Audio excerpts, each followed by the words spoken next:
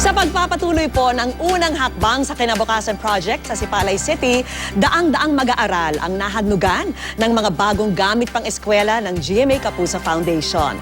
At ang ating handog na gamit, pag-asa at inspirasyon para po sa kanila. Pagkatapos na mabigyan ng school supplies ang kanilang paaralan,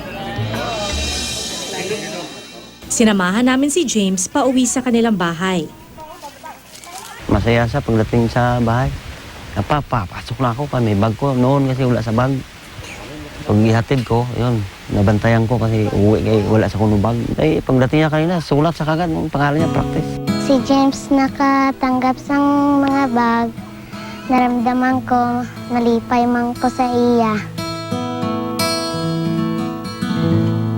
Maya-maya pa, balik na sa trabaho ang magkakapatid.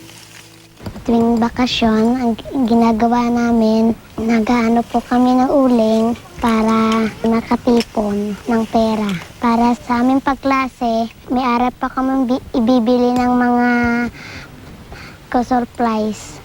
Minsan wala akong trabaho. Minsan naggapas ng pang uling. Mula sa bagong hangong uling, halos 2 sako lang ang naipon na mag-anak. 200 piso ang bayad pag naibenta. Gusto ko po sana makatapos yung anak ko sa pag-aaral. Para maano yung hirap lang pag nakatapos na sila.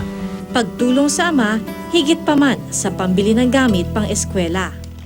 Nahihirapan po si Papa, kaya bulikan naman siya. Kahit anong obra, makabulig lang kami.